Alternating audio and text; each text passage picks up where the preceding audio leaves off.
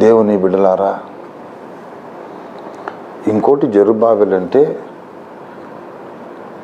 యెహోషువ మీద 3వ అధ్యాయంలో యెహోషువ మీద ఒక నింద వస్తే ఇక్కడ జెరుబ్బాబెలుకి ఎంకరేజ్మెంట్ అవసరమైంది. ఆ కొండగాడు ఏం చేశాడంటే జెరుబ్బాబెలును బలహీనపరచాలని యెహోషువ మీద బురద చల్లాడు. అంటే అంత అటాచ్మెంట్ ఉంది. ఒక యాజకుని మీద నింద వస్తే అతడు ఎలా ఉంటాడు, కానీ నేను గుండె పగిలి చచ్చిపోతానండి అన్నటువంటి వ్యక్తిత్వం జెరుబ్బాబెలుది.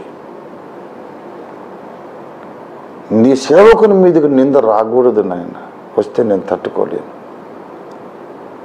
నేను డిప్రెషన్లోకి వెళ్ళిపోతా. ఏంటి ఒక దైవజనుడు ఇంతమంది ఇన్ని మాటలు అంటున్నారు, నేను ఎలా తట్టుకోవాలి, ఎలా భరించాలి, ఎలా బ్రతకాలి అని డిప్రెషన్లోకి వెళ్ళిపోయేంత ప్రేమతో అటాచ్డ్గా ఉన్నాడు. ప్రేమతో మమేకమైపోయాడు దైవజనుడితో, యెహోషువ అనే ప్రధాన యాజకుడితో. ఇతన్ని కొట్టాలంటే అక్కడ కొట్టాలనుకున్నాడు సైతాన్. టార్గెట్ ఏమో జెరుబ్బాబెలు. మందిరం ఆగాలి, మందిర నిర్మాణం ఆగిపోవాలి, జెరుబ్బాబెలు ఆపేయాలి, అడ్డగించాలి. చుట్టూ చూశాడు, ఎలా కొట్టాలో అర్థం కాక ఆవిడ కొట్టండి, యెహోషువని కొట్టండి అన్నాడు. ఒక దైవజనుడి మీదకి నింద వస్తే పరమానంద భరితులైపోయి పరమానందకరంగా ఉంది అని మురిసిపోయి, ఈ రోజుల్లో ఇలా తయారయ్యారండి పాస్టర్లు. తెలిసిందా, విన్నారా, పలానా పాస్టర్ ఎలాగంట, పలానా పాస్టర్ ఎలాగంట అని పందికి అశుద్ధం దొరికితే గుర్రుమని సంతోషపడ్డట్టు ఒక దైవజనుడి మీద బ్యాడ్ న్యూస్ చెప్పుకోవాలంటే సంకట గుద్దుకొని బయలుదేరుతారు కొంతమంది. వీళ్ళు బాబెలు సభ్యులే కానీ జెరుబ్బాబెలు కాదు. దైవజనుడి మీద నింద నీకు వినబడితే పరమ సంతోషకరంగా నువ్వు దాన్ని అబ్బాబ్బా ఏమి దొరికిందండి నాకు మ్యాటర్, ఇప్పుడు అర్జెంటుగా నా దగ్గర ఎన్ని కాంటాక్ట్స్ ఉన్నాయో అంతమందికి నేను ఫోన్లు చేసి చెప్పాల్సిందే, మహా మజాగా ఉంది ఈ చెడ్డ వార్త చెప్పుకుంటే అని చెడు వార్తను, అది అబద్ధమో సత్యమో అది దేవుడు చూసుకుంటాడు. చెడు వార్తను ప్రచారం చేయడానికి ఇష్టపడేవాడు ఎవడు జెరుబ్బాబెలు కాలేడు. నువ్వు దైవ సేవకుడి గురించి చెడు వార్తలు ప్రచారం చేస్తున్నావా సోదరుడా, నీ జన్మకు నువ్వు ఎప్పటికీ జెరుబ్బాబెలు కాలేవు. ఈ కొండగిండ సంగతి మర్చిపో. నువ్వు నువ్వే పెద్ద కొండ, అసలు నువ్వే కొండరా, నువ్వే ఒక సైతాన్ని పెట్టిన బండ, అడ్డుబండ. దైవ సేవకుల మీద నువ్వు దుష్ప్రచారాలు చేస్తుంటే నువ్వే ఒక కొండవి. ఇక నువ్వు ఇంకో కొండను పెకలించడం, నిన్ను మేమందరం పెకలిస్తాం, మేమందరం కలిసి నిన్ను పెకలించి పాతాళ లోకానికి ఇసురు కొడతాం.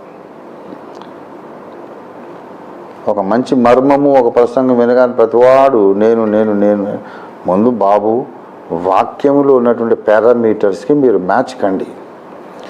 జెరుబ్బాబెలు అనే ఆ పదమునకు, ఆ బిరుదమునకు, ఆ అభివర్ణనకు మీరు మ్యాచ్ కావాలా. జెరుబ్బాబెలు అనే ఆ పాత్రలో ఎగ్జాక్ట్గా ఫిట్ అయిపోవాలి మీరు. బయలుతో వాదించేవారు కండి, ఆత్మలు సంపాదించి సజీవరాలు తీసుకొచ్చేవారు కండి. దైవ సేవకుల మీద ఎవరైనా బురద చల్లితే నాకు గుండెపోటు వస్తుంది అన్నంతగా దైవ సేవకులను ప్రేమించేవారు కండి. అసత్య ప్రచారాలను అరికట్టి గద్దించి వాటిని ఆపివేసేవారుగా ఉండాల. ఇవాళ రవి జకరేష్ గారి గురించి రకరకాలుగా మాట్లాడుతున్నారండి. నేను ఒప్పుకోను. ఎందుకు ఒప్పుకోనో చెప్తున్నాను. నాకు ఖచ్చితమైన స్క్రిప్చరల్ ఫౌండేషన్ ఉంది. నాకు ఆయన మంచి చెడు గురించి మాట్లాడడానికి మీరెవరండి? పరుని సేవకునికి తీర్పు తీర్చుటకు నీవివ్వడం అన్నాడు పౌలు భక్తుడు. అతను నిలిచి ఉండడమైనా పడి ఉండడమైనా అతని యజమానుని పని. నీవెవడు? నువ్వు ఆయనకంటే మించి సేవ చేసి కొన్ని లక్షల ఆత్మలు సంపాదించి అప్పుడు మాట్లాడు. ఒక దైవజనుడి గూర్చిన నింద నేను ఎన్నడూ ఒప్పుకోనంతే.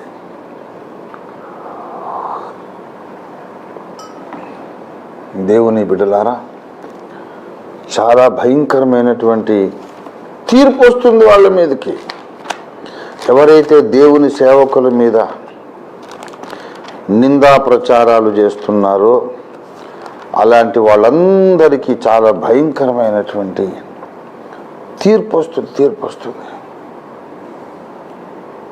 నువ్వు తీర్చే తీర్పు చొప్పుననే నీకు తీర్పు తీర్చబడుతుంది. అంత ఈజీగా పోదు. నువ్వు అనుకుంటున్నావు ఏదో అందరూ మాట్లాడుతున్నారు, నేను మాట్లాడతాను, ఏం పర్వాలేదులే, నాకు నోరుంది కదా, నేను ఏదైనా మాట్లాడతాను అనుకుంటున్నావు. కానీ దేవుని బిడ్డలారా, దేవుని సేవకుల మీద నింద మోపేవాడు ఎప్పుడు బాగుపడడు. దేవుడు మెచ్చుకుంటాడు అనుకుంటున్నారా మీరు? ఫలానాని ఇలా చేశాడంట, ఫలానాని ఇలా చేశాడంట అని చెప్పుకుంటే వారు ఎంత బాగా మాట్లాడారా మీరు, ఎంత బాగా మాట్లాడారు, శభాష్, నాకు నచ్చేశారు రా, ఆ పనికిమాలినోడు నేను వాడిని పాస్టర్గా పెడితే ఇన్ని తప్పులు చేశాడు, నా పిల్లలారా ఎంత బాగా మాట్లాడుకున్నారు నా దాసు అంటాడు దేవుడు. గూబ పగిలిపోద్ది. దైవజనులను గూర్చి మాట్లాడే ప్రతి ఒక్కడికి గూబ పగిలిపోద్ది క్రీస్తు న్యాయపీఠం ఎదుట.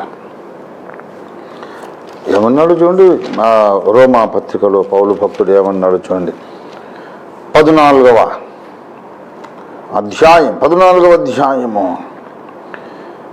4వ వచనం. పరుడు సేవకునికి తీర్పు తీర్చుటకు నీవెవడవు, అతడు నిలిచి ఉండుట అయినను పడి ఉండుట అయినను అతని యజమానుని పని. It is not your business. Who are you to judge someone else's servant. బైబిల్లో ఉన్నటువంటి దేవుని స్వరం.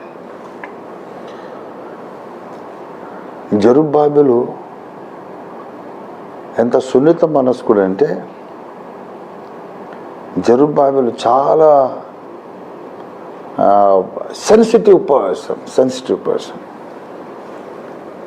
యెహోషువ మలిన వస్త్రాలు ధరించుకొని యెహోవా దూత ఎదుట నిలబడితే సాతాను ఫిర్యాదు అయి ఉంటే,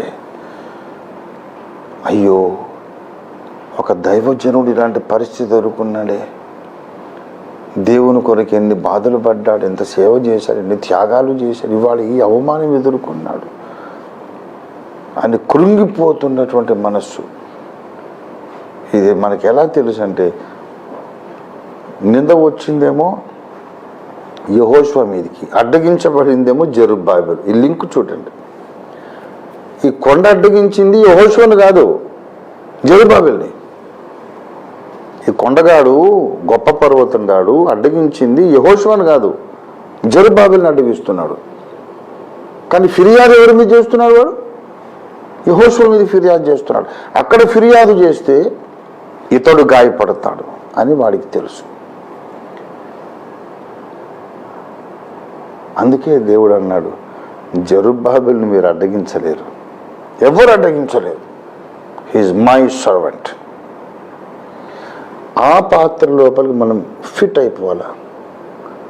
అప్పుడు మనం అలాగా కరెక్ట్ జెరుబ్బాబెలుగా మారిన వారు ఓ 10 మంది 12 మంది ఉన్నారనుకోండి, 1000 మంది ఉంటే చాలా సంతోషం. ఓ 50,000 మంది అయితే మరీ మంచిది, 1,00,000 అయితే మరీ బాగు. అందరూ జెరుబ్బాబెలులు, ఆత్మల సంపాదకులు, సజీవరాలు నేరుకొచ్చిన వారు, దేవుని మందిరానికి పునాది వేసిన వారు. పాస్టర్లందరూ జెరుబ్బాబెలు కాదు నేను చెప్తున్నా.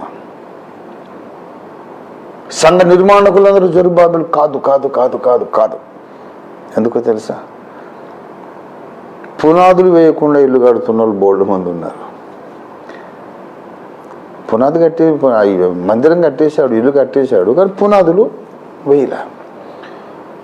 పునాది వేయకుండా ఇసుక మీద ఇల్లు కట్టిన బుద్ధిహీనుడు అని యేసయ్య చెప్పాడు కదా. భౌతిక ప్రపంచంలో ఎవడు చేయలేడు ఆ పని. ఆధ్యాత్మిక ప్రపంచంలో పునాదులు లేకుండా ఇల్లు కట్టేవాళ్ళు చాలామంది ఉన్నారు, బుద్ధిహీనులు. సంఘాలు కడతారు కానీ పునాదులు ఉండవు. సంఘాలు పెట్టేసి బోర్డు పెట్టేస్తారు కానీ హెబ్రీ 6లో ఉన్నటువంటి 6 పునాదురాలు ఉండవు. క్రీస్తే పునాది అంటారు. తర్వాత మారు మనస్సు, బాప్తిస్మాలు వచ్చిన బోధ, హస్త నిక్షేపం ఏది ఉండదు. మృతుల పునరుద్ధానము, రెండవ రాకడ కూర్చిన బోధ ఉండదు. No foundation, only chief corner stone. ఒక ముళ్ళ రాయి పెట్టేసి మొత్తం మిగతా అంతా ఇసుక మీద కట్టేస్తున్నాడు. సంఘాలు కట్టినంత మాత్రాన్ని జెరుబ్బాబెలు కాలేవు. నేర్పరియైన శిల్పకారుని వలె పౌలు వేసినట్టు పునాది వేసి సంఘం కడితేనే నువ్వు జెరుబ్బాబెలు. కనీసం అటువంటి పునాదుల మీద కట్టబడుతున్న మందిర నిర్మాణంలో నువ్వు పాలివాడవై ఉండాలి, సహకారివై ఉండాలి, ప్రార్థించేవాడవై, కానుకలు ఇచ్చేవాడవై, financial support, moral support, prayer support, ఏదో ఒక సపోర్ట్. సంఘ నిర్మాణానికి, సంస్కరణకు పునాదులు వేయటానికి ఏం కంట్రిబ్యూషన్ ఉండదు. సరదాగా మోకరించే ఏసునామలు పోకుండా అంటే నోరు మీర బండ అంటాడు వాడు. ఏదైనా నూనె నిలబెట్టేది. నువ్వు అడ్డం ఉన్నావు కదా, దేనికి అడ్డం ఉన్నాను? నీకు అడ్డం ఉన్నానా అంటాడు వాడు. నీకు అడ్డం నేను ఉండేంటి? నూనెను కలిసే కదా జెరుబ్బాబెలుని అడ్డగిస్తున్నాము అంటాడు. ఎంత విచిత్రం తెలుసా? కొంతమంది సైతాన్ జేబులో కూర్చొని ఏసునామలో గద్దిస్తున్నానని సైతాన్, వాడు ఉన్నదే ఇక్కడ సైతాను జేబులో. ఏంట్రా నా జేబులో ఉండి నన్ను గద్దిస్తావేంటి అంటాడు.